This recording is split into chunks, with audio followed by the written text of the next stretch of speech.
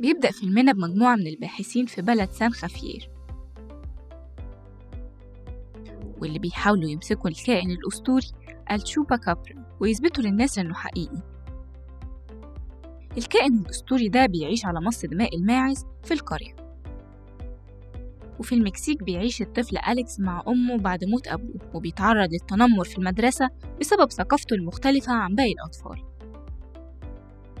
وفي انتهاء يوم دراسي ورجوعه للبيت بتفاجئ أمه وبتقوله إنه مسافر عند جده في المزرعة. بيزعل جدا لأنه مش حابب يروح هناك.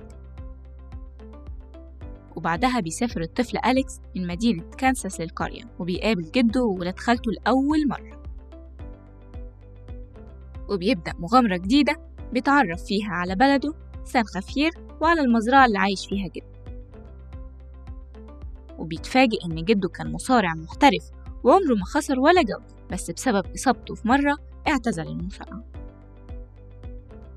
وبيبدأ الكائن الأسطوري يظهر لأليكس، وفي البداية بيخاف منه، بس مع الوقت بيبقوا أصدقاء. وبيعرف ولاد خالته إن التشوبا كابرا عايش في المزرعة، وبيكتشفوا كمان إن جدهم عارف، وبيحاول يحميه من الباحثين اللي هيأذوه. وبيقرروا يعلموه الطيران لأنه صغير ومش بيعرف يطير. ولما الجد بيلاحظ خوف حفيده أليكس وانسحابه من المواجهة، بيقرر يعلمه المصارعة، وبيقوله إن أبوه كان مصارع قوي. بيعرف الباحثين بوجود التشوبا في مزرعة الجد من لوحة العربية اللي فقدها الجد وهو سايق على الطريق، لما شاف الباحثين وهم بيطاردوا التشوبا، وأخذ التشوبا الصغير مع المزرعة وقرر يحميه منهم. ولما عرفوا راح الباحث الأمريكي المزرعة وهاجم التشوبا، وحاولوا الأطفال يرجعوه من إيده بمساعدة جدهم، وفعلا أنقذوه. وبدأوا يدوروا على عيلته لحد ما وصلوا للمكان اللي موجودين فيه.